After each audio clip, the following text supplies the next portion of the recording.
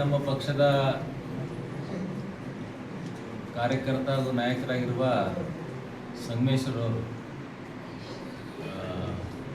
ಅಷ್ಟೂರು ಗ್ರಾಮ ಪಂಚಾಯತ್ನ ಅಧ್ಯಕ್ಷರಾಗಿ, ರಾಹುಲ್ ಅವರು ಉಪಾಧ್ಯಕ್ಷರಾಗಿ ಸರ್ವಾನುಮತದಿಂದ ಎಲ್ಲ ಸದಸ್ಯರ ಒಪ್ಪಿಗೆ ಮೇರೆಗೆ ಅಧ್ಯಕ್ಷ ಆಗಿ ನೇಮಕಗೊಂಡಿದ್ದಾರೆ. ಅವರಿಗೆ ಅಭಿನಂದನೆ ಸಲ್ಲಿಸ್ತೀನಿ. ಅಧ್ಯಕ್ಷ ಉಪಾಧ್ಯಕ್ಷರಿಗೆ ಎಲ್ಲ ಸಪೋರ್ಟ್ ಮಾಡಿದಂಥ ಎಲ್ಲ ಸದಸ್ಯರು ಕೂಡ ಎಲ್ಲರೂ ಸೇರಿ ಪಕ್ಷಾತೀತವಾಗಿ ಒಂದು ಅಭಿವೃದ್ಧಿ ಆಗಬೇಕು.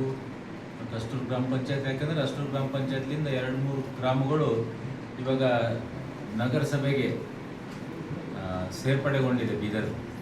ಅದಕ್ಕೋಸ್ಕರ ಗೊಂದಲ ವ್ಯಕ್ತಪಡಿತ್ತು. ಸರ್ಕಾರಕ್ಕೆ ಒಂದು ಕ್ಲಾರಿಫಿಕೇಶನ್ ಕೇಳಿದರು. ಸರ್ಕಾರ ಕೂಡ ಚುನಾವಣೆ ಕ್ಲಾರಿಫಿಕೇಶನ್ ಕೊಟ್ಟ ಮೇಲೆ ಅಟ್ಟೂರು, ಗುಂಬಾ ಮತ್ತು ಇಮಾಮಾಬಾದ್ ಹಳ್ಳಿ 3 ಗ್ರಾಮಕ್ಕೆ ಒಂದು ಪಂಚಾಯತ್ ಆಗಿದೆ.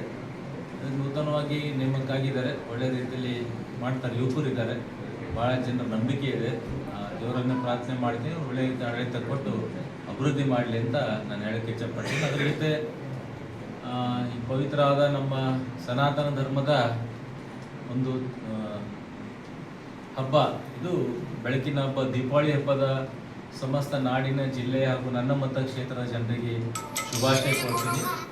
ಆ ತಾಯಿ ಲಕ್ಷ್ಮಿ ಎಲ್ಲರ ಮನೆಯಲ್ಲಿ ನೆಲೆಸಲಿ, ಶುಭ ಲಾಭ ತರಲಿ, ಸುಖ ಶಾಂತಿ ನೆಮ್ಮದಿಯಲ್ಲಿ ಇರಲಿ, ಅಷ್ಟೈಶ್ವರ್ಯ ತಂದು ಕೊಟ್ಟು ಒಳ್ಳೆಯದನ್ನು ಎಲ್ಲರೂ ಮಾಡಬೇಕು. ತಮ್ಮಲ್ಲಿದ್ದಂಥ ಸಿಟ್ಟು ಅಹಂಕಾರವನ್ನು ತ್ಯಜಿಸಿ ಒಳ್ಳೆಯದನ್ನು ಎಲ್ಲರೂ ನಾವು ಮಾಡಬೇಕಂತ ಈ ಸಂದರ್ಭದಲ್ಲಿ ಹೇಳ್ತೀನಿ. ಮತ್ತು ಸ್ಪೆಷಲಿ ಮಕ್ಕಳು, ಚಿಕ್ಕ ಮಕ್ಕಳು ಪಟಾಕಿ ಸಿಡಿಸುವಾಗ ಎಚ್ಚರಿಕೆ ವಹಿಸಬೇಕು. ಅದರಿಂದ ಭಾಳ ಜನ ಚಿಕ್ಕ ಮಕ್ಕಳು ಹಾಗೂ ದೊಡ್ಡವ್ರನ್ನೂ ಭಾಳಷ್ಟು ಕಣ್ಣುಗಳು ಹೋಗೋಂಥ ಉದಾಹರಣೆ ಇದೆ. ಅದಕ್ಕೆ ಅದರಲ್ಲಿ ಸ್ವಲ್ಪ ದೂರಕ್ಕೆ ಇದು ಮಾಡಬೇಕು. ಆದಷ್ಟು ಗ್ರೀನ್ ಹಸಿರು ಪಟಾಕಿಯನ್ನು ಹಚ್ಚಬೇಕು. ಅದರಿಂದ ಒಳ್ಳೆಯದಾಗ್ತದೆ, ಪೊಲ್ಯೂಷನ್ ಫ್ರೀ ಆಗ್ತದೆ.